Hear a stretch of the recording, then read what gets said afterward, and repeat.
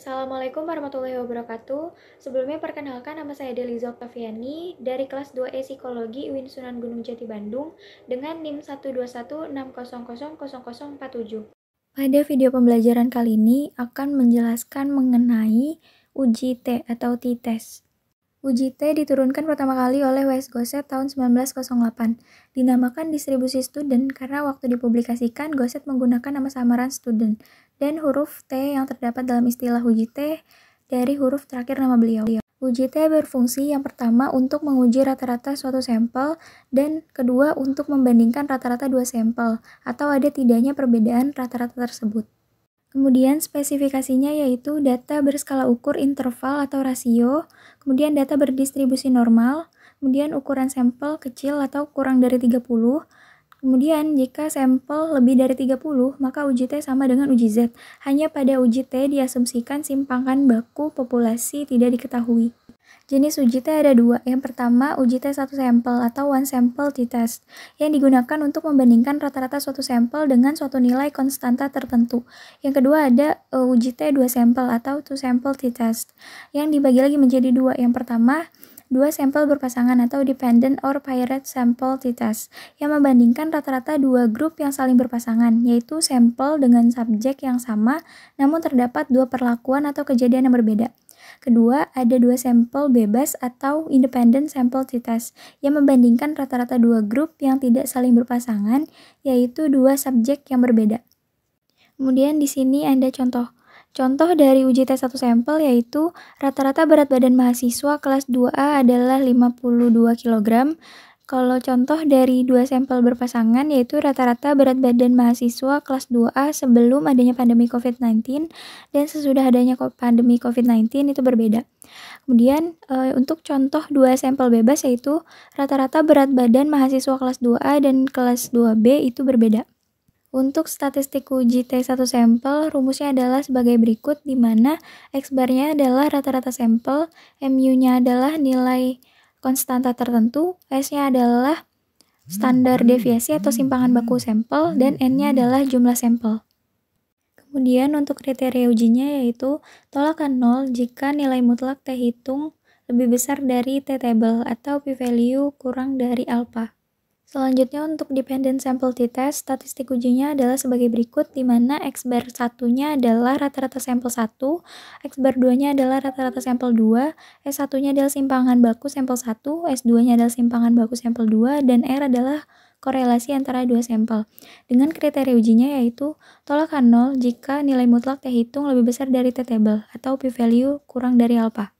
Yang ketiga ada independent sample t-test dengan statistik ujinya adalah sebagai berikut, di mana X-bar 1-nya adalah rata-rata sampel 1, X-bar 2-nya adalah rata-rata sampel 2, S1-nya adalah simpangan baku sampel 1, dan S2-nya adalah simpangan baku sampel 2, dan R adalah korelasi antara dua sampel. Dengan kriteria ujinya yaitu tolakan 0 jika nilai mutlak T hitung lebih besar dari T-table atau p-value kurang dari alpha. Berdasarkan kasus ini, kita tahu bahwa ini adalah kasus untuk uji T satu sampel, karena kita hanya punya satu sampel yaitu produktivitas dalam ton per hektar, dan kita punya nilai konstantanya yaitu 5 ton per hektar. Jadi kita akan membandingkan apakah produktivitas ini sama dengan produktivitas nasional. Pertama kita tentukan dulu hipotesisnya. Di sini akan ada dua hipotesis. Hipotesis yang pertama yaitu hipotesis statistik uji normalitas, yaitu H0 untuk data berdistribusi normal dan H1 untuk data tidak berdistribusi normal. Dan hipotesis kedua yaitu hipotesis statistik uji T, dengan H0-nya yaitu rata-rata produktivitas tanaman padi dengan penggunaan pupuk A itu sama dengan rata-rata produktivitas nasional, dan H1-nya yaitu rata-rata produktivitas tanaman padi dengan penggunaan pupuk A berbeda dengan rata-rata produktivitas nasional, dengan alpha-nya yaitu 5%. Pertama, kita input dulu datanya pada lembar data view di SPSS. Kemudian kita ke lembar variabel view dan ubah untuk variabel 1 produktivitas. Lalu ubah measure-nya yaitu menjadi scale. Kemudian kita akan lakukan uji normalitas dulu, karena untuk uji T ini syarat datanya harus berdistribusi normal. Nah, langkah pertama yang akan kita lakukan untuk uji normalitas yaitu klik Analyze, Descriptive Statistic, dan Explore. Lalu pindahkan variabel produktivitas pada kolom Dependent List. Lanjut klik plot, lalu centang yang normality plot with test, lalu klik continue dan oke. Berdasarkan hasil SPSS ini, kita peroleh nilai p-value-nya dari kedua uji, yaitu Kolmogorov-Smirnov dengan 0,133 dan Shapiro-Wilk dengan 0,245. Itu lebih besar dari alfanya, yaitu 0,05. Maka H0 diterima. Jadi, kita dapat simpulkan bahwa data berasal dari populasi yang berdistribusi normal, sehingga kita bisa melakukan uji T. Langkah untuk uji T yang pertama yaitu klik Analyze, kemudian klik Compare Means, lalu pilih One Sample T-Test. Lalu pindahkan variabel produktivitas pada kolom tes variabel.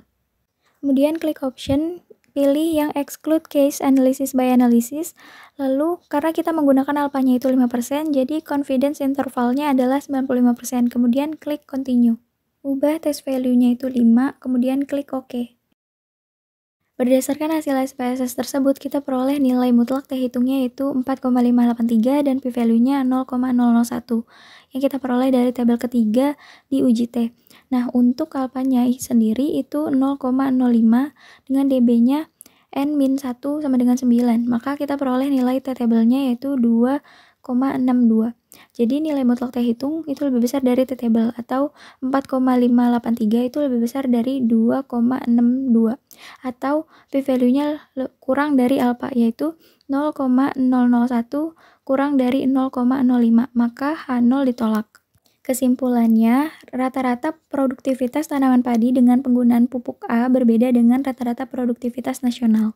Untuk kasus kedua, kita ingin menguji apakah ada perbedaan penjualan sebelum dan sesudah adanya ketetapan kenaikan pajak kendaraan. Pada kasus ini terdapat dua kejadian, yaitu sebelum dan sesudah. Dan sampel pada kasus ini adalah sampel pada subjek yang sama, yaitu dealer. Jadi masing-masing dealer diamati 2 kali, yaitu sebelum adanya kenaikan pajak dan setelah adanya ketetapan kenaikan pajak. Sehingga kita gunakan uji T 2 sampel berpasangan pada kasus ini. Pertama, kita tentukan dulu hipotesisnya. Nah, di sini akan ada dua hipotesis. Yang pertama adalah hipotesis statistik uji normalitas. H0 berarti data berasal dari populasi yang berdistribusi normal, dan H1 data tidak berasal dari populasi berdistribusi normal. Kemudian ada hipotesis statistik uji T-nya. H0 berarti rata-rata penjualan sepeda motor merek A di sebuah kabupaten sebelum dan sesudah adanya ketetapan kenaikan pajak kendaraan adalah sama.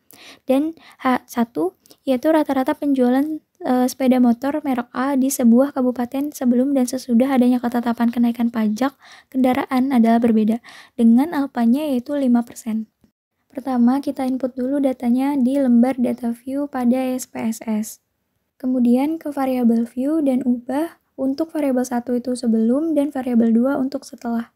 Selanjutnya kita beri keterangan pada label dan ubah measure-nya menjadi scale.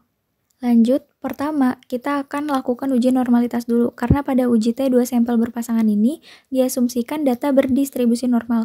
Nah, untuk uji normalitas, kita klik Analyze, kemudian Descriptive Statistic, dan klik Explore. Lalu pindahkan variabel sebelum dan sesudah ke kolom Dependent List. Klik Plot, selalu centang yang Normality Plot with Test, lalu klik Continue dan OK. Nah, di sini kita lihat dulu untuk uji normalitasnya. Berdasarkan hasil SPSS ini, kita dapat nilai signifikan value-nya itu 0,200 untuk Kolmogorov-Smirnov dan 0,122 untuk Shapiro-Wilk. Nah, untuk kedua uji ini, kita peroleh nilai p-value-nya itu lebih besar dari alfanya, yaitu 0,05. Maka H0 diterima, sehingga kita dapat mengambil kesimpulan bahwa data berasal dari populasi yang berdistribusi normal. Kemudian untuk uji homogenitasnya, kita klik Analyze, lalu Compare Means, lalu pilih yang Paired Sample T-Test. Lanjut, pindahkan variabel sebelum dan sesudah ke tabel Paired Variable, kemudian klik Option. Pilih yang Exclude Case Analysis by Analysis.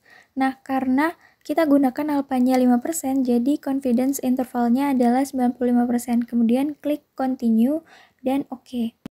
Berdasarkan hasil SPSS tersebut, kita peroleh nilai mutlak T hitungnya yaitu 1,31 dan p-value-nya 0,32. Untuk alfa 0,05 dengan dB-nya itu N-1 sama dengan 14, maka kita peroleh nilai T-table-nya itu 2,144.